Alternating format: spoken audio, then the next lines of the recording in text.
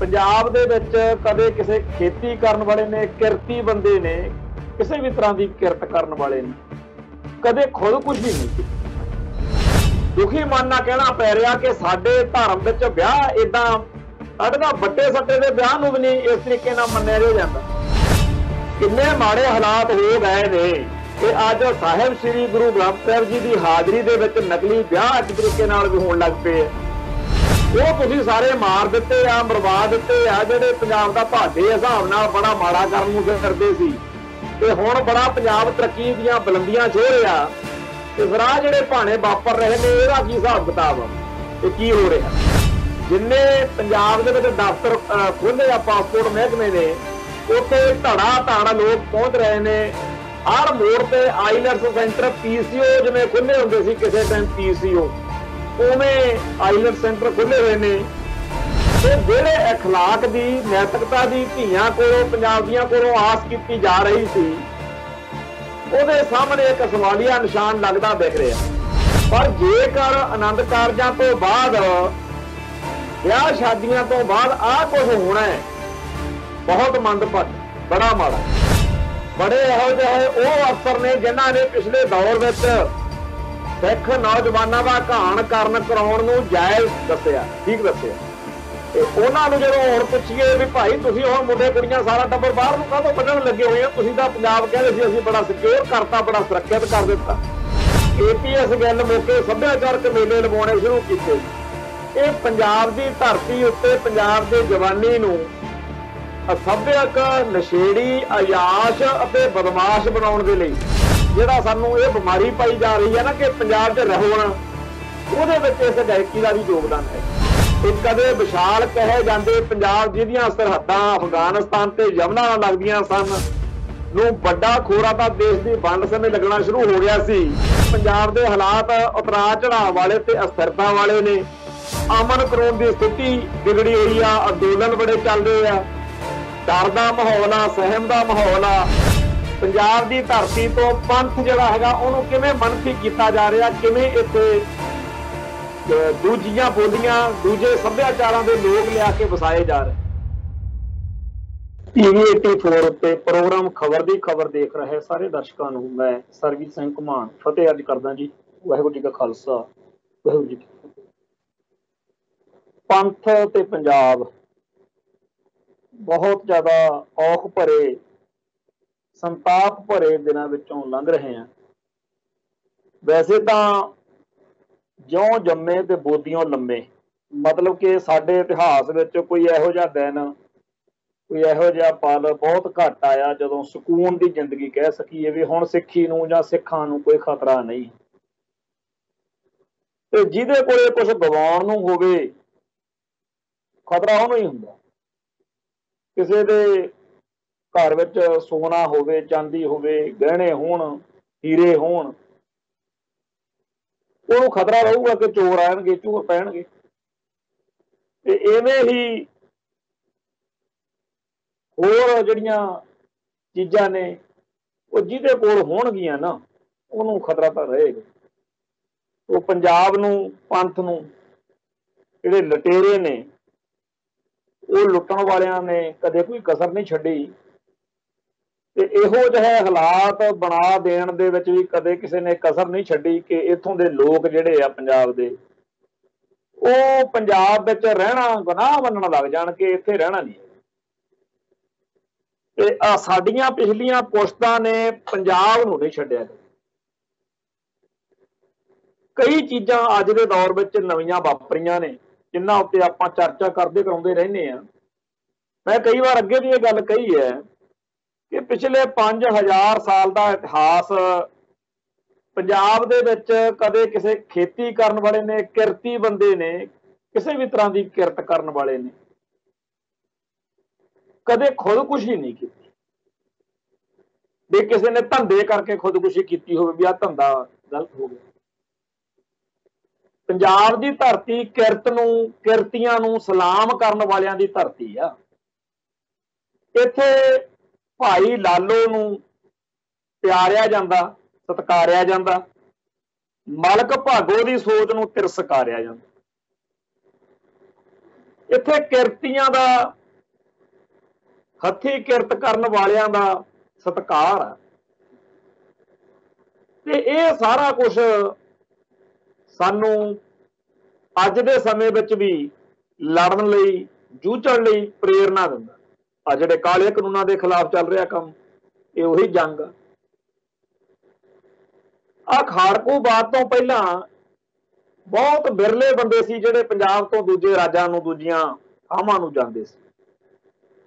ਜਦੋਂ ਅੰਗਰੇਜ਼ ਆਇਆ, ਅੰਗਰੇਜ਼ਾਂ ਨੇ ਕਾਨੂੰਨ ਇਹੋ ਜਿਹੇ ਬਣਾਏ ਜਿਹਦੀ ਕਰਕੇ ਸਾਡੀ ਜਿਹੜੀ ਪੰਜਾਬ ਦੀ ਉਸ ਵੇਲੇ ਦੀ ਜਵਾਨੀ ਸੀ, ਉਹਦੇ ਲਈ ਦੂਜਿਆਂ ਮੁਲਕਾਂ ਨੂੰ ਜਾਣ ਦਾ ਰਾਹ ਖੁੱਲਿਆ। ਮਜਬੂਰੀ ਸੀਗੀ ਤੇ ਬੜੀਆਂ ਗੱਲਾਂ ਸਾਡੇ ਲੋਕ ਗੀਤਾਂ ਦਾ ਹਿੱਸਾ ਬਣੀਆਂ। ਪ੍ਰਦੇਸ਼ ਗਿਆ, ਔਰ ਪ੍ਰਦੇਸ਼ ਗਿਆ। ਪ੍ਰਦੇਸ਼ ਜਾਣਾ ਮਤਲਬ ਕਿ ਰੋਜੀ ਰੋਟੀ ਦੇ ਲਈ ਦੂਰ ਦਰਾਡੇ ਚਲੇ ਜਾਣਾ, ਪਰ ਵਾਪਸ ਆਉਂਦੇ ਹੁੰਦੇ ਸੀ। 12 ਬਰਸੀ ਖੱਟਣ ਗਿਆ ਸੀ, ਜਿਹੜਾ ਖੱਟਣ ਗਿਆ ਉਹ 12 ਸਾਲ ਲੱਗਦੇ ਸੀ, ਚਾਹੇ ਉਹ 2 ਸਾਲ ਹੀ ਮੁੜਿਆ ਆਉਂਦਾ ਹੋਵੇ। ਉਦੋਂ ਕਿਹੜਾ ਅੱਜ ਕੱਲ੍ਹ ਵਾਲਾ ਹਿਸਾਬ ਕਿਤਾਬ ਸੀ ਪੜ੍ਹਾਈ ਲਿਖਾਈ ਦਾ। ਸਾਡੇ ਪੰਜਾਬ ਦੇ ਵਿੱਚ ਕਿਰਤੀ ਲੋਕ ਕਿਰਤ ਕਰਨ ਲਈ ਦੂਰ ਦਰਾਡੇ ਜਾਂਦੇ ਰਹੇ।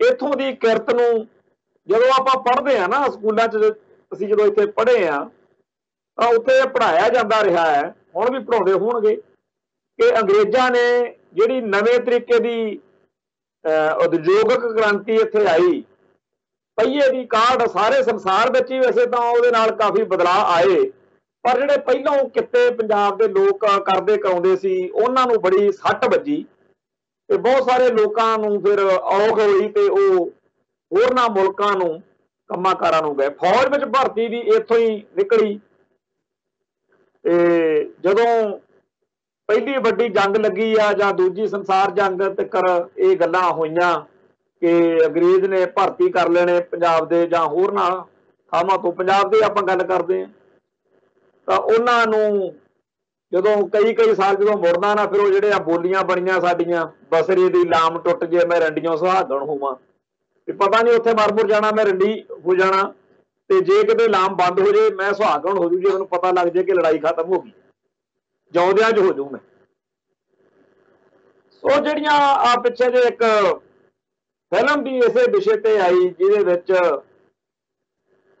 ਉਹ ਦੁਆਬੇ ਦੀ ਧਰਤੀ ਦਾ ਇੱਕ ਨੌਜਵਾਨ ਜਿਹੜਾ ਫੌਜ ਵਿੱਚ ਭਰਤੀ ਹੁੰਦਾ, ਦਲਜੀਤ ਦੋਸਾਂਝ ਨੇ ਉਹ ਜਿਹੜੀ ਫਿਲਮ ਦਾ ਰੋਲ ਚੰਗਾ ਉਹਦਾ ਸੀ, ਲੋਕਾਂ 'ਚ ਚਰਚਾ ਹੋਈ। ਉਹਦੇ 'ਚ ਦੂਜੀਆਂ ਬਗਾਨੀਆਂ ਧਰਤੀਆਂ ਉੱਤੇ ਬਗਾਨੇ ਮੁਲਕਾਂ ਲਈ, ਬਗਾਨੀਆਂ ਰਾਜਸ਼ਾਹੀਆਂ ਲਈ ਲੜਨ ਮਰਨ ਦਾ ਸਾਰਾ ਦਿਖਾਇਆ। ਸੋ ਪੰਜਾਬ ਦੀ ਧਰਤੀ ਤੋਂ ਲੋਕ ਅੱਡ-ਅੱਡ ਕਾਰਨਾਂ ਕਰਕੇ ਦੂਜਿਆਂ ਥਾਵਾਂ ਨੂੰ ਜਾਂਦੇ ਰਹੇ, ਪਰ ਉਹ ਵਫਾ ਪੰਜਾਬ ਨਾਲ ਹੀ ਰੱਖਦੇ ਸੀ, ਪੰਜਾਬ ਨੂੰ ਮੁੜ ਕੇ ਆਉਂਦੇ। ਹੁਣ ਕੰਮ ਥੋੜਾ ਜਿਹਾ ਗੜਬੜ ਵਾਲਾ ਹੋ ਗਿਆ। ਹੁਣ ਜਿਹੜੇ ਪੰਜਾਬ ਤੋਂ ਦੂਜਿਆਂ ਮੁਲਕਾਂ ਨੂੰ ਲੋਕ ਜਾ ਰਹੇ ਆ ਖਾੜਕੂ ਬਾਤ ਦੌਰਾਨ, ਇਸ ਗੱਲ ਦਾ ਤਾਂ ਸਾਨੂੰ ਫਾਇਦਾ ਹੋਇਆ ਕਿ ਖਾਲਿਸਤਾਨੀ ਲਹਿਰ ਦੌਰਾਨ ਜਿਹੜਾ ਇਹ ਸਾਡਾ ਸਿੱਖ ਭਾਈਚਾਰਾ, ਜਿਵੇਂ ਕੋਈ ਫਲਦਾਰ ਤੇ ਫੁੱਲਦਾਰ, ਫਲਦਾਰ ਤੇ ਫੁੱਲਦਾਰ ਕੋਈ ਦਰਖਤ ਹੋਵੇ, ਬੜਾ ਤੇਜ਼ ਝੱਖੜ ਝੁੱਲੇ ਤੇ ਉਹਦਾ ਥਾਂ ਤੇ ਬੀਜ ਖਿੰਡ ਜਾਵੇ ਤੇ ਸਾਰੇ ਥਾਵਾਂ ਤੇ ਉਹ ਬੀਜ ਵੱਡੇ ਦਰਖਤ ਬਣਨ ਦੇ ਲਾਇਕ ਹੋਣ, ਤੇ ਫਿਰ ਮਜ਼ਾ ਆਉਂਦਾ ਕਿ ਇਹ ਜਿਹੜਾ ਝੱਖੜ ਝੁੱਲਿਆ ਸੀਗਾ ਇਹਦਾ ਸਾਨੂੰ ਲਾਭ ਹੀ ਹੋਇਆ। ਜਦੋਂ ਅਸੀਂ ਉਸ ਪੱਖ ਤੋਂ ਦੇਖਦੇ ਹਾਂ ਕਿ ਜਿਹੜੇ ਖਾਲਿਸਤਾਨ ਦੀ ਗੱਲ ਜਾਂ ਸਿੱਖਾਂ ਦੇ ਮਸਲਿਆਂ ਦੀ ਗੱਲ ਇਕੱਲੇ ਪੰਜਾਬ ਤੱਕ ਰਹਿ ਜਾਂਦੀ ਸੀ, ਅੱਜ ਸਾਰੇ ਸੰਸਾਰ ਵਿੱਚ ਆ ਉਹ ਵਧੀਆ ਪ੍ਰੈਸ਼ਰ ਜਿਹੜਾ ਹੈਗਾ ਹਰ ਮੌਕੇ, ਹਰ ਸਮੱਸਿਆ ਮੌਕੇ ਅਸੀਂ ਅੰਤਰਰਾਸ਼ਟਰੀ ਪੱਧਰ ਤੇ ਬਣਾਉਣ ਜੋਗੇ ਹੋ ਗਏ। ਇਸ ਗੱਲ ਦਾ ਸਾਨੂੰ ਚੰਗਾ ਲੱਗਦਾ ਤੇ ਸਾਨੂੰ ਉਦੋਂ ਵੀ ਚੰਗਾ ਲੱਗਦਾ ਜਦੋਂ ਇੰਡੀਆ ਦੀਆਂ ਚੀਕਾਂ ਪੈਂਦੀਆਂ ਨੇ, ਪੰਥ ਦੋਖੀਆਂ ਦੀਆਂ ਚੀਕਾਂ ਪੈਂਦੀਆਂ ਨੇ ਕਿ ਅਸੀਂ ਤਾਂ ਇਹਨਾਂ ਦੀਆਂ ਇੱਥੇ ਬਰਬਾਦੀਆਂ ਦੀ ਕਹਾਣੀ ਲਿਖਦੇ ਰਹੇ। ਅਸੀਂ ਤਾਂ ਸੋਚਿਆ ਸੀ ਕਿ ਜਾਨਾਂ ਬਚਾ ਕੇ ਬਾਹਰ ਨੂੰ ਭੱਜ ਗਏ, ਹੁਣ ਖੰਘਣ ਜੋਗੇ ਨਹੀਂ ਛੱਡੇ ਤੇ ਇਹ ਦੂਜਿਆਂ ਮੁਲਕਾਂ 'ਚ ਜਾ ਕੇ ਤਰੱਕੀਆਂ ਕਰ ਰਹੇ ਨੇ। ਜਦੋਂ ਕੈਨੇਡਾ ਦੇ ਵਿੱਚ ਕੋਈ ਰੱਖਿਆ ਮੰਤਰੀ ਸਿੱਖ ਬਣ ਜਾਵੇ, ਜਦੋਂ ਅਮਰੀਕਾ, ਆਸਟ੍ਰੇਲੀਆ ਜਾਂ ਹੋਰਨਾਂ ਮੁਲਕਾਂ ਦੇ ਵਿੱਚ ਵੱਡੀਆਂ ਪੋਸਟਾਂ ਨੂੰ ਹੱਥ ਪੈਣ ਲੱਗ ਜੇ ਸਿੱਖਾਂ ਦਾ, ਪੱਗ ਦਾੜੇ ਵਾਲਿਆਂ ਦਾ, ਤੇ ਜਿਨ੍ਹਾਂ ਨੇ ਪੰਜਾਬ ਨੂੰ ਪੰਥ ਨੂੰ ਉਜਾੜਨ ਦਾ ਅਹਿਦ ਕੀਤਾ ਉਹਨਾਂ ਦੀਆਂ ਚੀਕਾਂ ਤਾਂ ਪੈਣੀਆਂ ਨੇ। ਇਹ ਜਿਹੜਾ ਸਾਰਾ ਕੁਝ ਚੱਲਦਾ ਉਹ ਤੋਂ ਫਿਰ ਖਿੱਚ ਕੇ ਉਹ ਕਹਿੰਦੇ ਆ ਵੀ ਪੰਜਾਬ ਨੂੰ ਹੋਰ ਉਜਾੜੋ। ਸੋ ਇਸ ਮਾਹੌਲ ਵਿੱਚ ਸਾਡਾ ਅਹਿਦ ਤਾਂ ਇਹ ਕਰਨਾ ਬਣਦਾ ਕਿ ਅਸੀਂ ਪੰਜਾਬ ਵਿੱਚ ਹੀ ਰਹਾਂਗੇ, ਜਾਂ ਜੇ ਇੱਥੋਂ ਗਏ ਵੀ ਤਾਂ ਪੰਜਾਬ ਦੀ ਬਿਹਤਰੀ ਲਈ ਕੁਝ ਕਰਾਂਗੇ। ਪਰ ਕਹਾਣੀ ਬਿਲਕੁਲ ਉਲਟ ਪੁਲਟ ਜੀ ਹੁੰਦੀ ਜਾਂਦੀ ਆ। ਇਸ ਦੌਰ ਵਿੱਚ ਅਸੀਂ ਆਪਦੀ ਨੈਤਿਕਤਾ ਨੂੰ ਵੀ ਛੱਡਦੇ ਜਾ ਰਹੇ ਹਾਂ। ਪਿਛਲੇ ਕੁਝ ਦਿਨਾਂ ਤੋਂ ਇਹ ਮਸਲਾ ਉੱਭਰਿਆ ਕਿ ਜਿਹੜੀਆਂ ਕੁੜੀਆਂ ਪੰਜਾਬ ਤੋਂ ਆਈਲੈਟਸ ਕਰਕੇ ਇੱਥੇ ਕੰਟਰੈਕਟ ਮੈਰਿਜ ਕਰਕੇ ਚਲੇ ਜਾਂਦੀਆਂ ਨੇ ਕਿ ਅਸੀਂ ਇੰਨਾ ਪੈਸਾ ਅਸੀਂ ਨਹੀਂ ਖਰਚ ਸਕਦਾ, ਸਾਡਾ ਪਰਿਵਾਰ 40-50 ਲੱਖ ਰੁਪਇਆ ਲੱਗਦਾ ਆਈਲੈਟਸ ਕਰਕੇ ਬਾਹਰ ਜਾਣ ਦੇ ਵਿੱਚ, ਅਸੀਂ ਤੁਹਾਡੇ ਮੁੰਡੇ ਨੂੰ ਬੁਲਾ ਲਾਂਗੇ ਤੇ ਤੁਸੀਂ ਸਾਡੇ ਖਰਚਾ ਭਰ ਦਿਓ। ਇਸ ਤਰੀਕੇ ਦੀ ਇਹ ਕੰਟਰੈਕਟ ਮੈਰਿਜ ਜਿਹੜੀ ਆ ਉਹਦਾ ਇੱਕ ਰੁਝਾਨ ਚੱਲਿਆ ਤੇ ਬੜੇ ਦੁਖੀ ਮਨ ਨਾਲ ਕਹਿਣਾ ਪੈ ਰਿਹਾ ਕਿ ਸਾਡੇ ਧਰਮ ਵਿੱਚ ਵਿਆਹ ਇਦਾਂ, ਸਾਡੇ ਤਾਂ ਵੱਟੇ ਸੱਟੇ ਦੇ ਵਿਆਹ ਨੂੰ ਵੀ ਨਹੀਂ ਇਸ ਤਰੀਕੇ ਨਾਲ ਮੰਨਿਆ ਜਾਂਦਾ। ਇਸ ਤਰੀਕੇ ਨਾਲ ਵਿਆਹ ਕਰਨਾ, ਲੋੜਾਂ ਵਿੱਚੋਂ ਸੌਦੇਬਾਜ਼ੀ ਵਿੱਚੋਂ ਵਿਆਹ ਨਿਕਲਣਾ ਕੋਈ ਬਾਹਲੀ ਵਧੀਆ ਗੱਲ ਨਹੀਂ ਹੈ। ਸਾਡੇ ਵਿਆਹ ਦੀ ਪਰੰਪਰਾ, ਵਿਆਹ ਦੀ ਮਰਿਆਦਾ ਇੱਕ ਧਰਮ ਕਰਮ ਹੈ। ਪਰ ਕਿੰਨੇ ਮਾੜੇ ਹਾਲਾਤ ਹੋ ਗਏ ਨੇ ਕਿ ਅੱਜ ਸਾਹਿਬ ਸ੍ਰੀ ਗੁਰੂ ਗ੍ਰੰਥ ਸਾਹਿਬ ਜੀ ਦੀ ਹਾਜ਼ਰੀ ਦੇ ਵਿੱਚ ਨਕਲੀ ਵਿਆਹ ਇੱਕ ਤਰੀਕੇ ਨਾਲ ਵੀ ਹੋਣ ਲੱਗ ਪਏ ਆ। ਪਹਿਲਾਂ ਇਹ ਮਸਲਾ ਬੜਾ ਭਖਿਆ ਰਿਹਾ ਕਿ ਗੁਰੂ ਗ੍ਰੰਥ ਸਾਹਿਬ ਦੀ ਹਾਜ਼ਰੀ ਦੇ ਵਿੱਚ ਨਕਲੀ ਵਿਆਹ ਕਰਾ ਕੇ ਬਾਹਰ ਲੈ ਜਾਂਦੇ ਆ ਤੇ ਉੱਥੇ ਫਿਰ ਕਹਿੰਦੇ ਆ ਵੀ ਇੰਨੇ ਪੈਸੇ ਤੁਹਾਡੇ ਤੇ ਖਰਚਾ ਆਇਆ, ਪੈਸੇ ਦਾ ਚੱਲਦਾ ਚੱਕਰ। ਉਹ ਕੰਮ ਦੇ ਨਾਲ ਨਾਲ ਹੁਣ ਆਹ ਚੱਲ ਪਿਆ ਨਵਾਂ ਕੰਮ। ਇਹਦੇ ਵਿੱਚ ਬਰਨਾਲੇ ਇਲਾਕੇ ਦਾ ਇੱਕ ਕੇਸ ਬੜਾ ਅਜੀਬੋ-ਗਰੀਬ ਵਾਪਰਿਆ। ਬੜੀ ਦੁਖਦਾਈ ਘਟਨਾ ਵਾਪਰੀ ਕਿ ਇੱਕ ਨੌਜਵਾਨ ਬੱਚੇ ਨੇ ਖੁਦਕੁਸ਼ੀ ਕਰ ਲਈ ਔਰ ਜਿਹੜੀ ਲੜਕੀ ਹੈ ਉਹਦੇ ਬਾਰੇ ਹੁਣ ਇਹ ਗੱਲ ਸਾਹਮਣੇ ਆ ਰਹੀ ਆ ਕਿ ਉਹਨੇ ਬਾਹਰ ਜਾ ਕੇ ਕਿਸੇ ਹੋਰ ਦੇ ਨਾਲ ਆਪਦੇ ਸੰਬੰਧ ਬਣਾ ਲਏ। ਹੁਣ ਇਹ ਦੋਨੇ ਗੱਲਾਂ ਕਿੰਨੀਆਂ ਕਿ ਸੱਚੀਆਂ ਕਿੰਨੀਆਂ ਕਿ ਝੂਠੀਆਂ, ਇਹ ਤਾਂ ਹੁਣ ਅਜੇ ਚਰਚਾ 'ਚ ਹੈ। ਪਰ ਗੱਲ ਇਹ ਆ ਕਿ ਜਿਸ ਪਰਿਵਾਰ ਨੇ ਆਪਦਾ ਮੁੰਡਾ ਬਾਹਰ ਲੰਘਾਉਣ ਦੇ ਲਈ ਮਾਇਆ ਖਰਚੀ ਸੀ, ਉਹਨਾਂ ਦਾ ਬੇਟਾ ਜਿਹੜਾ ਜਦੋਂ ਜਹਾਨੋਂ ਚਲੇ ਗਿਆ, ਉਹਨਾਂ ਲਈ ਉਹ ਲੜਕੀ ਜਿਹੜੀ ਕਿ ਹਾਲਾਂਕਿ ਰਿਸ਼ਤੇਦਾਰੀ ਦੇ ਵਿੱਚੋਂ ਹੀ ਆ, ਰਿਸ਼ਤੇਦਾਰਾਂ ਦੇ ਵਿੱਚ ਨੇੜ ਦੀ ਰਿਸ਼ਤੇਦਾਰੀ ਦੇ ਵਿੱਚੋਂ ਹੀ ਆ, ਅੱਜ ਸੋਸ਼ਲ ਮੀਡੀਆ ਤੇ ਪੂਰਾ ਇਸ ਗੱਲ ਦਾ ਜਲੂਸ ਨਿਕਲਿਆ ਹੋਇਆ। ਇੱਥੋਂ ਤੱਕ ਕਿ ਮੌਕੇ ਦਾ ਲਾਹਾ ਲੈਣ ਵਾਲੇ ਵੀ ਸਰਗਰਮ ਹੋ ਗਏ। ਕੋਈ ਠੱਗ ਉਹਨਾਂ ਦੇ ਘਰ ਜਾ ਕੇ ਕੁੜੀ ਵਾਲਿਆਂ ਦੇ ਕਹਿੰਦਾ ਕਿ ਤੁਹਾਡੀ ਕੁੜੀ ਕੈਨੇਡਾ ਤੋਂ ਡਿਪੋਰਟ ਹੋ ਜਾਣੀ ਆ ਤੇ ਮੈਂ ਬਚਾ ਸਕਦਾ, ਮੈਂ ਕੈਨੇਡੀਅਨ ਐਮਬੈਸੀ ਵਿੱਚੋਂ ਆਇਆ ਤੇ ਮੈਨੂੰ ਤੁਸੀਂ ਇੰਨਾ ਪੈਸਾ ਦੇ ਦਿਓ। ਉਹ ਪੁਲਿਸ ਨੇ ਫੜ ਲਿਆ ਹੈਗਾ ਤੇ ਉੱਤੇ ਪਰਚਾ ਦਰਜ ਹੋ ਗਿਆ। ਅੱਜ ਇਹ ਖਬਰ ਚੱਲਦੀ। ਇੱਧਰ ਜਦੋਂ ਮੁੰਡੇ ਵਾਲਿਆਂ ਦੇ ਘਰੇ ਸਾਰਾ ਮੀਡੀਆ ਪਹੁੰਚਿਆ, ਹੋਰ ਲੋਕ ਜਿਨ੍ਹਾਂ ਨਾਲ ਇਸ ਤਰ੍ਹਾਂ ਦੀਆਂ ਠੱਗੀਆਂ ਵੱਜੀਆਂ ਉਹ ਪਹੁੰਚੇ ਆ। ਨਾਲ ਦੀ ਨਾਲ ਇੱਥੇ ਇੱਕ ਬੀਬੀਆਂ ਦੇ ਮਸਲਿਆਂ ਲਈ ਕਮਿਸ਼ਨ ਬਣਾਇਆ ਹੋਇਆ, ਜਿਹਦੀ ਮਨੀਸ਼ਾ ਗਲਾਟੀ ਨਾਂ ਦੀ ਇੱਕ ਤੇਜ਼ਤਰਾਰ ਬੀਬੀ ਹੈ, ਜਿਹਨੇ ਕਈ ਮਸਲਿਆਂ ਦੇ ਵਿੱਚ ਬੜਾ ਸਾਰਥਕ ਰੋਲ ਵੀ ਨਿਭਾਇਆ। ਉਹ ਉਹਨਾਂ ਦੇ ਘਰ ਪਹੁੰਚੀ, ਜਿਹਦੀ ਕਰਕੇ ਜਿਹੜਾ ਮਸਲਾ ਪਹਿਲਾਂ ਹੀ ਭਖਿਆ ਹੋਇਆ ਸੀ ਉਹ ਹੋਰ ਤੇਜ਼ੀ ਫੜ ਗਿਆ। ਇਸ ਵੇਲੇ ਸਾਰੇ ਸਾਡੇ ਭਾਈਚਾਰੇ ਵਿੱਚ ਹਰ ਘਰ ਦੇ ਵਿੱਚ ਇਹ ਚਰਚਾ ਹੋ ਰਹੀ ਹੈ ਕਿ ਕਿਵੇਂ ਉਸ ਬਰਨਾਲੇ ਦੇ ਕੋਲੇ ਪਿੰਡ ਵਿੱਚ ਰਹਿੰਦੇ ਹੋਏ ਮੁੰਡੇ ਨੇ ਖੁਦਕੁਸ਼ੀ ਕਰ ਲਈ, ਕਿਵੇਂ ਪੈਸੇ ਖਰਚ ਕੇ ਜਿਹੜੀ ਕੈਨੇਡਾ ਭੇਜੀ ਸੀ ਕੁੜੀ ਉਹਨੇ ਧੋਖਾ ਦੇ ਦਿੱਤਾ। ਨਾਲ ਦੀ ਨਾਲ ਹੁਣ ਇਹ ਗੱਲ ਵੀ ਹਰੇਕ ਘਰ 'ਚ ਚੱਲਦੀ ਹੈ ਕਿ ਕਿਵੇਂ ਘੱਟੋ ਘੱਟ 3000 ਇਹੋ ਜਿਹੇ ਹੋਰ ਮਾਮਲੇ ਆ ਜਿਹਦੇ ਵਿੱਚ ਕੁੜੀਆਂ ਨੇ ਬਾਹਰ ਜਾ ਕੇ ਉਹਨਾਂ ਮੁੰਡਿਆਂ ਨੂੰ ਛੱਡ ਦਿੱਤਾ, ਤਿਆਗ ਦਿੱਤਾ, ਗੱਲ ਕਰਨੀ ਬੰਦ ਕਰ ਦਿੱਤੀ, ਜਿਨ੍ਹਾਂ ਨਾਲ ਇੱਥੇ ਪਹਿਲਾਂ ਵਿਆਹ ਕਰਕੇ खर्च पानी लैके बाहर गईयां। साडा मसला ये दुख तो है ही कि साडियां धीआं साडे बच्चे किहड़े चक्करां च पए फिरदे। ਇਹ ਜਿਹੜਾ ਕੁਝ ਵਾਪਰ ਰਿਹਾ ਇਹ ਸਾਡੇ ਪੰਜਾਬ ਲਈ ਸਾਡੇ ਇੱਥੋਂ ਦੇ ਲੋਕਾਂ ਲਈ ਬੇਹੱਦ ਸ਼ਰਮਨਾਕ ਗੱਲ ਹੈ। ਜਿਹੜੇ ਇਸ ਸਿਸਟਮ ਦਾ ਹਿੱਸਾ ਰਹੇ ਲੋਕ ਨੇ, ਜਿਹੜੇ ਕਹਿੰਦੇ ਅਸੀਂ ਪੰਜਾਬ ਨੂੰ ਬੜਾ ਬਿਹਤਰ ਬਣਾ ਦਿੱਤਾ ਜਾਂ ਬਣਾ ਦੇਣਾ, ਕੋਈ ਕੈਲੀਫੋਰਨੀਆ ਦੀ ਗੱਲ ਕਰਦਾ, ਕੋਈ ਕੁਛ ਗੱਲ ਕਰਦਾ ਹੈ। ਆ ਜਿਹੜੇ ਲੋਕ ਇਹ ਕਹਿੰਦੇ ਰਹੇ ਕਿ ਖਾੜਕੂ ਲਹਿਰ ਮਸਾਂ ਖਤਮ ਹੋਈ, ਬੜਾ ਚੰਗਾ ਵਾਪਰਿਆ, शुगर आ कांग्रेस का राज आया, कोई कहता शुगर आ अकाली दल का राज आया।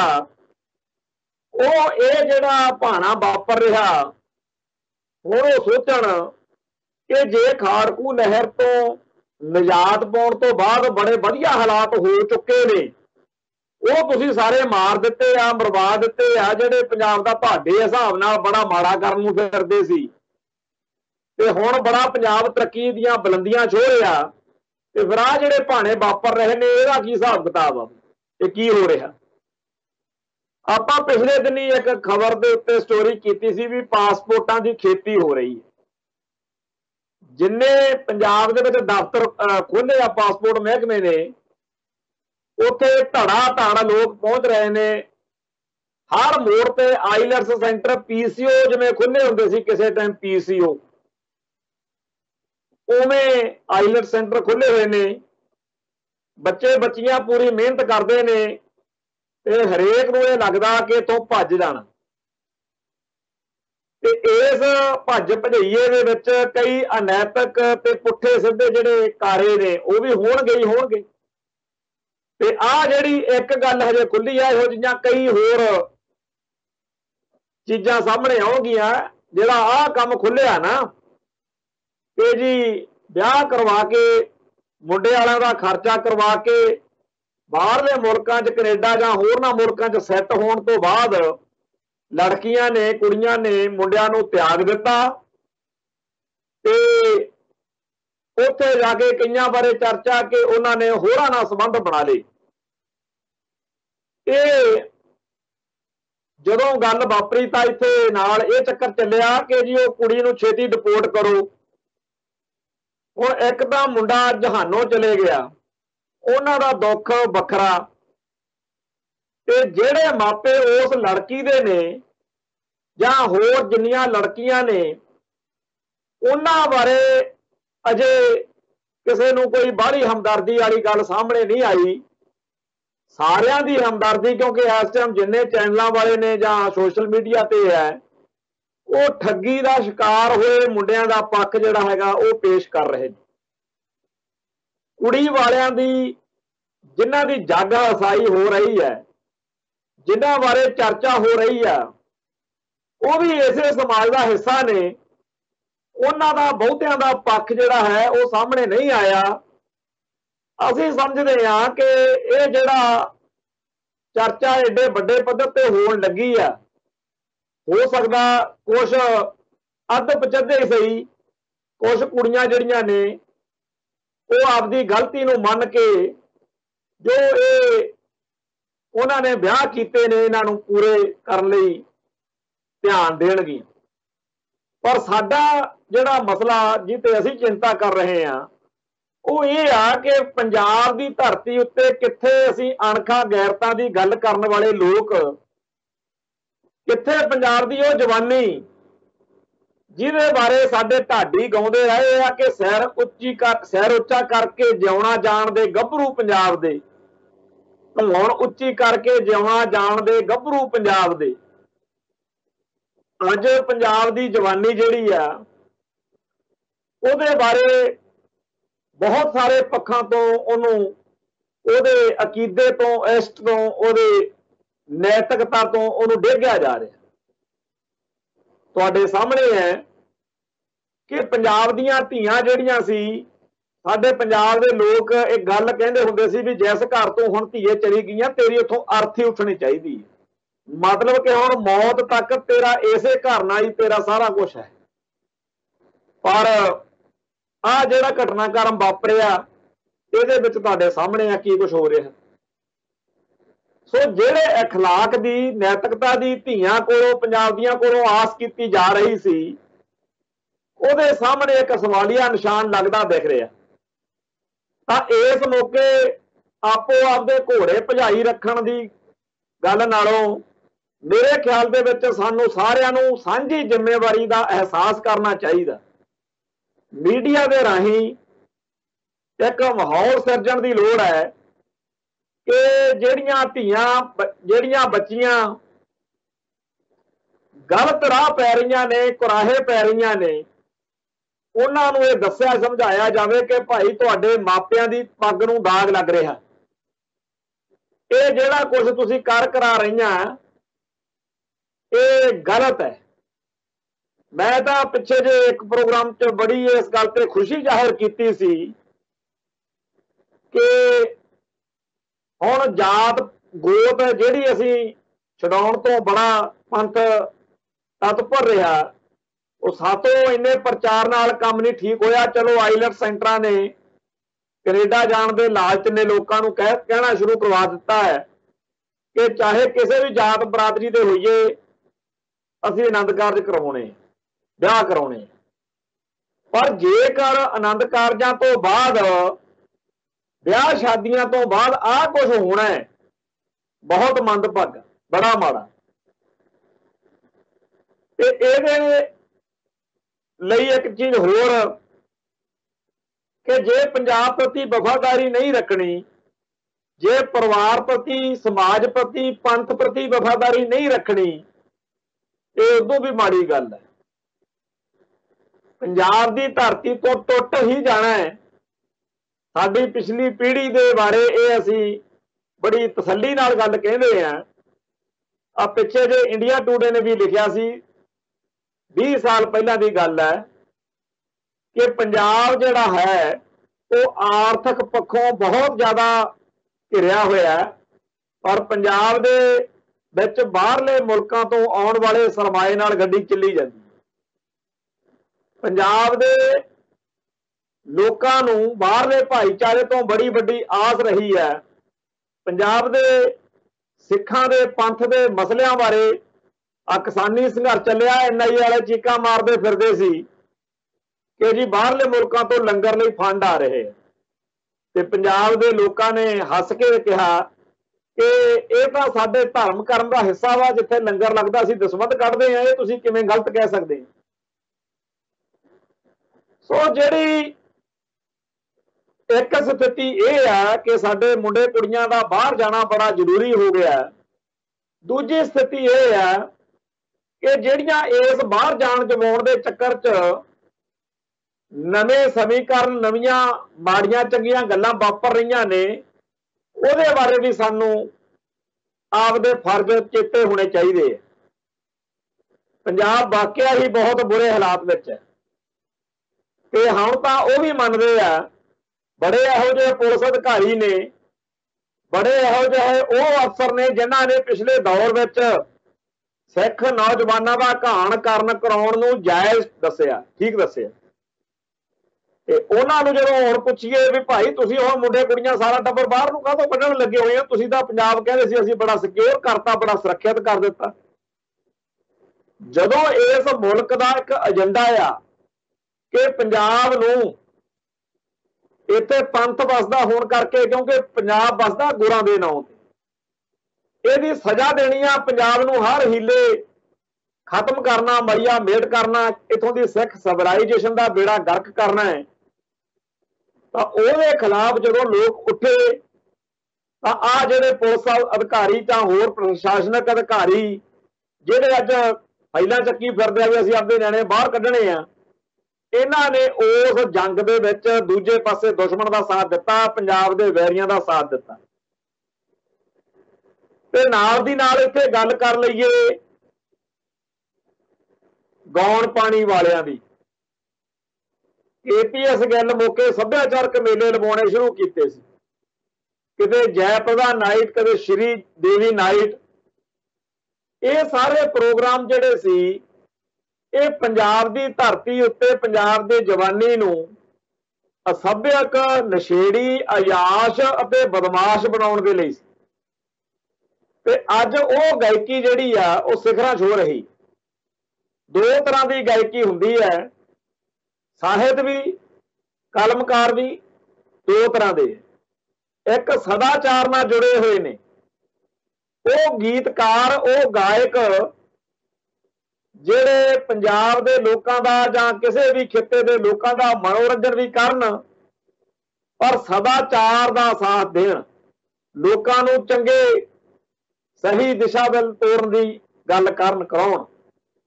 ਇੱਕ ਦੁਰਾਚਾਰ ਵਾਲੇ ਨੇ, ਮਾੜੇ ਪੱਖ ਵਾਲੇ ਨੇ, ਜਿਨ੍ਹਾਂ ਦਾ ਕੰਮ ਹੀ ਇਹ ਆ ਵੀ ਇਹੋ ਜਿਹੇ ਗੀਤ ਗਾਉਣੇ ਤੇ ਲਿਖਣੇ ਜਿਹਦੇ ਨਾਲ ਕਿਰਦਾਰ ਜਿਹੜਾ ਹੈ ਉਹਦੇ ਵਿੱਚ ਨਾ ਪੱਖੀ ਜਿਹੜੇ ਵਰਤਾਰੇ ਆ ਉਹਨਾਂ ਦੀ ਭਰਮਾਰ ਹੋ ਜਾਵੇ। ਖਾੜਕੂ ਬਾਦ ਤੋਂ ਪਹਿਲਾਂ, ਖਾੜਕੂ ਬਾਦ ਦੌਰਾਨ ਬਹੁਤ ਘੱਟ ਇਹੋ ਜਿਹੇ ਗਾਇਕ ਜਾਂ ਗੀਤਕਾਰ ਹੋਣਗੇ ਜਿਨ੍ਹਾਂ ਦੇ ਗੀਤਾਂ ਤੋਂ ਦੁਰਾਚਾਰ ਦੀ ਸਿੱਖਿਆ ਮਿਲਦੀ ਹੋਵੇ, ਤੇ ਉਹਨਾਂ ਗੀਤਾਂ ਨੂੰ ਜਾਂ ਗਾਇਕਾਂ ਨੂੰ, ਉਹਨਾਂ ਗਾਇਕ ਉਸ ਗੀਤਕਾਰੀ ਵਾਲਿਆਂ ਨੂੰ ਕੋਈ ਬਹੁਤਾ ਜ਼ਿਆਦਾ ਉਤਸ਼ਾਹਤ ਨਹੀਂ ਸੀ ਕੀਤਾ ਜਾਂਦਾ, ਉਹਨਾਂ ਨੂੰ ਸਨਮਾਨ ਨਹੀਂ ਸੀ ਕੀਤਾ ਜਾਂਦਾ, ਉਹਨਾਂ ਨੂੰ ਮਾਨਤਾ ਨਹੀਂ ਸੀ ਮਿਲਦੀ।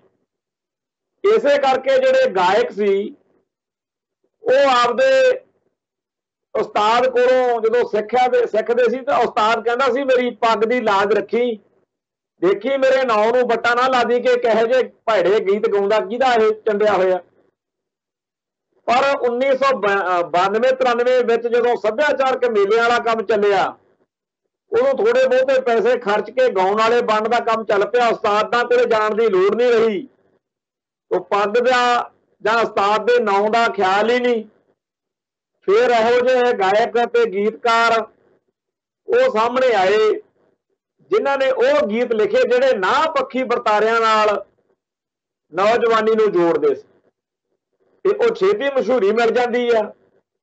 ਸੋ 1992-93 ਤੋਂ ਪਿਛਲੇ 2005-06 ਤੱਕ ਦੀ ਗਾਇਕੀ ਆ ਜਿਹੜੀ, ਉਹਨੇ ਬੜੇ ਰੰਗ ਢੰਗ ਦੇਖੇ ਦਿਖਾਏ, ਪਰ ਜਿਹੜਾ ਨਾਵਾਚਕ ਬਿਰਤੀਆਂ ਵਾਲੀ ਗਾਇਕੀ ਸੀ, ਅਨੈਤਿਕ ਗਾਇਕੀ ਸੀ, ਉਹਨੇ ਇਸ ਵੇਲੇ ਪੂਰਾ ਸਿਖਰ ਛੂਹੀ ਹੋਈ ਹੈ।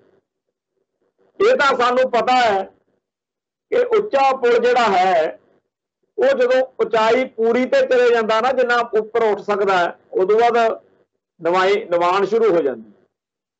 ਕੋਈ ਵੀ ਚੀਜ਼ ਹੈ ਜਿੱਥੇ ਉਹ ਸਿਖਰ ਤੇ ਹੁੰਦੀ ਹੈ, ਉਦੋਂ ਬਾਅਦ ਫਿਰ ਉਹ ਹੇਠਾਂ ਨੂੰ ਆ ਜਾਂਦੀ। ਤੋ ਇਸ ਕਰਕੇ ਜਿਹੜੀ ਗਾਇਕੀ ਇਸ ਵੇਲੇ ਹਰ ਪੁੱਠੀ ਗੱਲ ਸਿਖਾਉਣ ਦਾ, ਹਰ ਅਨੈਤਿਕ ਗੱਲ ਸਿਖਾਉਣ ਦਾ ਨੌਜਵਾਨਾਂ ਦੇ ਤੇ ਕੁੜੀਆਂ ਦੇ ਮੁੰਡਿਆਂ ਦੇ ਦਿਮਾਗ ਵਿੱਚ ਇਹ ਭਰਿਆ ਜਾ ਰਿਹਾ, ਬਸ ਤੁਸੀਂ ਤਾਂ ਬਦਮਾਸ਼ਾਂ ਵਰਗੇ ਕੱਪੜੇ ਪਾਉਣੇ ਆ, ਗੁੰਡਿਆਂ ਵਰਗੀ ਬੋਲੀ ਬੋਲਣੀ ਆ। ਹਰੇਕ ਕੁੜੀ ਤੇ ਹਰੇਕ ਮੁੰਡੇ ਦੇ ਮੂੰਹ ਤੋਂ ਇਹੋ ਜਿਹੇ ਹਾਵ ਭਾਵ ਪ੍ਰਗਟਾਏ ਜਾ ਰਹੇ ਨੇ ਜਿਹੜੇ ਵੀਡੀਓਗ੍ਰਾਫੀ ਹੁੰਦੀ ਆ, ਜਿਵੇਂ ਧਰਤੀ ਦੇ ਬਾਕੀ ਸਾਰੇ ਜੀਵ ਜੰਤੂ ਤਾਂ ਐਵੇਂ ਕੀੜੇ ਮਕੌੜੇ ਨੇ, ਬਾਕੀ ਸਾਰੇ ਮਨੁੱਖਤਾ ਤਾਂ ਬਸ ਉਹ ਮੁੰਡਾ ਜਾਂ ਉਹੀ ਕੁੜੀ ਆ ਜਿਹੜੇ ਧਰਤੀ ਉੱਤੇ ਸਾਰਿਆਂ ਨੂੰ ਪੈਰਾਂ ਹੇਠ ਮਿੱਧ ਸਕਦੇ।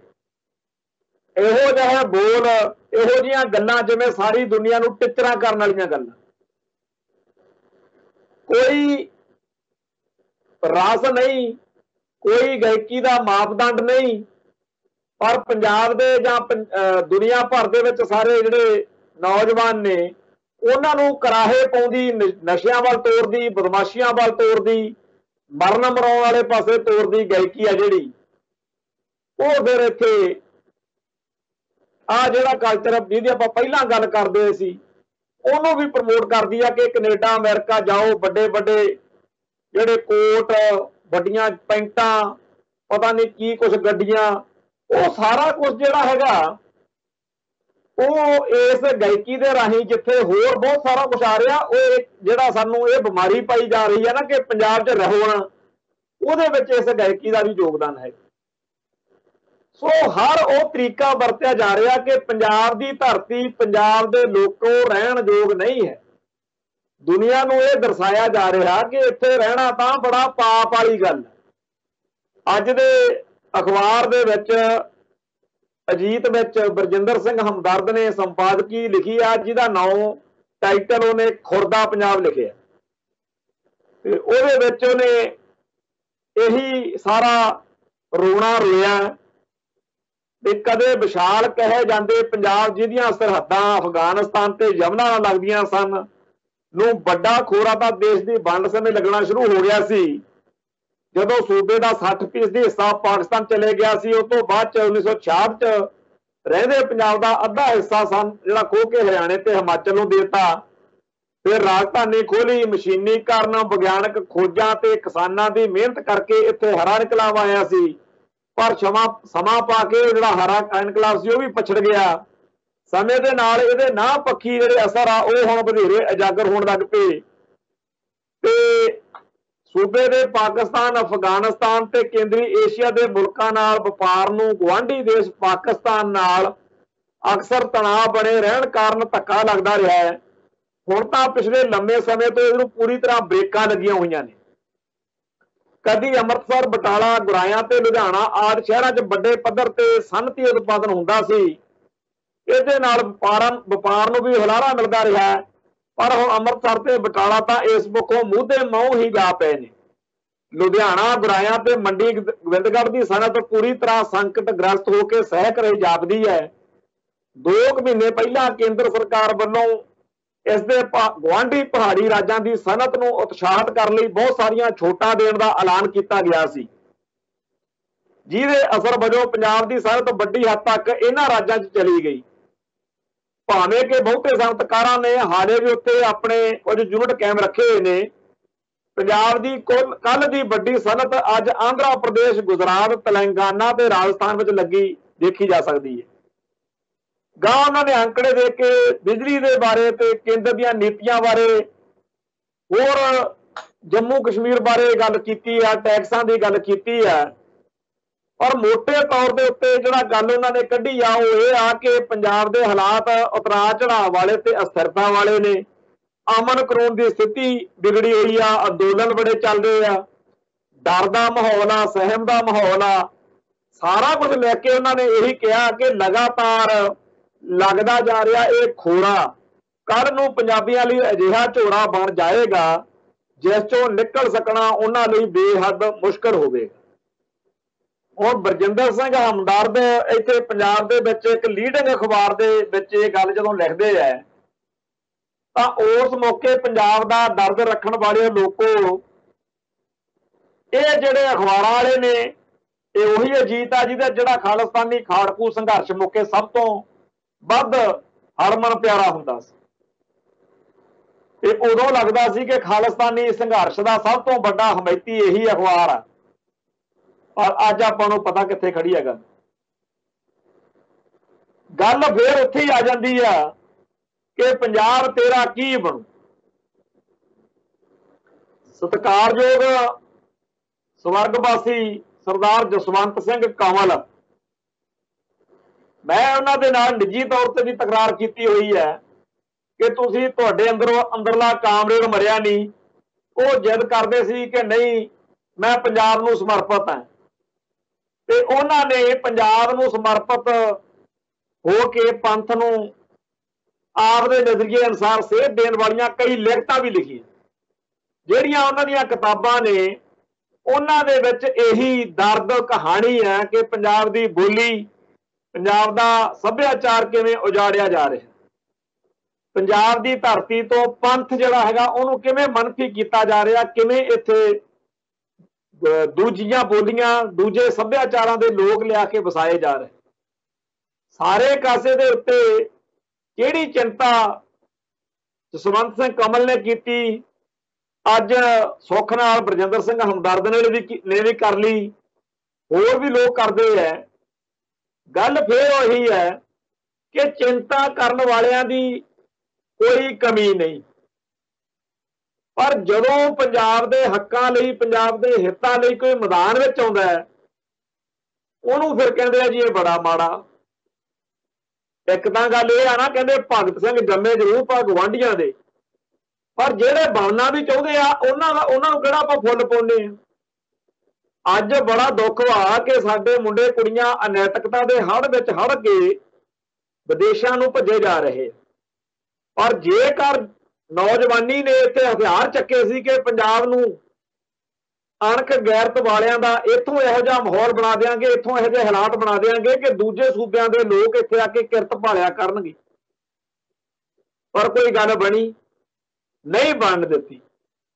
ਸੋ ਪੰਜਾਬ ਦਾ ਬਹੁਤ ਮਾੜਾ ਹਾਲ ਹੈ ਤੇ ਸਾਡੀ ਇਸ ਪਿਆਰੀ ਧਰਤੀ ਨੂੰ ਅਸੀਂ ਕਿਵੇਂ ਬਚਾ ਸਕਦੇ ਹਾਂ, ਕਿਵੇਂ ਬਾਹਰਲੇ ਮੁਲਕਾਂ 'ਚ ਗਏ ਹੋਏ ਸਾਡੇ ਭਾਈਚਾਰੇ ਦੇ ਅੰਦਰ ਇਹ ਵਫਾਦਾਰੀ ਜਿਹੜੀ ਪੰਜਾਬ ਨਾਲ ਆ ਉਹ ਬਰਕਰਾਰ ਰੱਖੀ ਜਾ ਸਕਦੀ ਹੈ। ਇਹਦੇ ਉੱਤੇ ਸਾਨੂੰ ਬਾਰ-ਬਾਰ ਹੈਮਰਿੰਗ ਕਰਨੀ ਪਊ, ਬਾਰ-ਬਾਰ ਗੱਲ ਕਰਨੀ ਪਊ। ਤੇ ਆ ਜਿਹੜਾ ਵਿਆਹਾਂ ਸ਼ਾਦੀਆਂ ਵਾਲਾ ਜਾਂ ਹੋਰ ਮਸਲੇ ਆ ਗਾਉਣ ਪਾਣੀ ਵਾਲੇ, ਇਹਨਾਂ ਬਾਰੇ ਮੈਂ ਇਹੀ ਕਹਿਣਾ ਚਾਹੁੰਦਾ ਹੈ ਕਿ ਹਰ ਬੰਦਾ ਇਹ ਸੋਚੇ ਕਿ ਮੈਂ ਪੂਰੀ ਕੌਮ ਦਾ ਰਾਜਦੂਤ ਹਾਂ ਤੇ ਅਸੀਂ ਉਹ ਕੰਮ ਕਰਨੇ ਆ ਜਿਹਦੇ ਨਾਲ ਸਾਡੇ ਪੰਥ ਦੀ, ਪੰਜਾਬ ਦੀ, ਬਾਹਰਲੇ ਮੁਲਕਾਂ 'ਚ ਬਾਹਰਲੇ ਲੋਕਾਂ 'ਚ ਚੜ੍ਹਤ ਬਣਦੀ ਹੋ, ਤੇ ਉਹ ਕੰਮ ਜਿਹਦੇ ਨਾਲ ਸਾਡੇ ਭਾਈਚਾਰੇ ਦਾ, ਸਾਡੀ ਕੌਮ ਦਾ ਬੇਅਦਬੀ ਹੁੰਦੀ ਹੋਵੇ, ਤਿਰਸਕਾਰ ਵੱਧਦਾ ਹੋਵੇ, ਲੋਕ ਮਾੜਾ ਕਹਿਣ ਲੱਗਣ ਵੀ ਕਿੰਨੇ ਭੈੜੇ ਲੋਕ ਨੇ। ਸੋਚੋ ਤਾਂ ਸਹੀ, ਜਿਨ੍ਹਾਂ ਮੁਲਕਾਂ ਨੂੰ, ਜਿਨ੍ਹਾਂ ਲੋਕਾਂ ਨੂੰ ਭੱਜੇ ਜਾਂਦੇ ਆ, ਜਦੋਂ ਉਹਨਾਂ ਨੂੰ ਇਹ ਪਤਾ ਲੱਗੂ ਇਹ ਤਾਂ ਗੁਰੂ ਗ੍ਰੰਥ ਸਾਹਿਬ ਦੀ ਹਾਜ਼ਰੀ ਵਿੱਚ ਨਕਲੀ ਵਿਆਹ ਕਰਨ ਲੱਗ ਪਏ, ਇਹ ਤਾਂ ਇੱਥੇ ਆਉਣ ਲਈ ਸੌਦਾ ਕਰਦੇ ਆ, ਬੱਟੇ ਸੱਟੇ ਦੇ ਵਿਆਹ ਕਰੀ ਜਾਂਦੇ ਆ। ਸੋ ਇਹਨਾਂ ਗੱਲਾਂ ਵੱਲ ਸਾਨੂੰ ਧਿਆਨ ਦੇਣ ਦੀ ਲੋੜ ਹੈ। ਕੱਲ ਫਿਰ ਮਿਲਾਂਗੇ। ਨਾਨਕ ਨਾਮ ਚੜ੍ਹਦੀ ਕਲਾ, ਤੇਰੇ ਭਾਣੇ ਸਰਬੱਤ ਦਾ ਭਲਾ। ਵਾਹਿਗੁਰੂ ਜੀ ਕਾ ਖਾਲਸਾ, ਵਾਹਿਗੁਰੂ ਜੀ ਕੀ ਫਤਿਹ।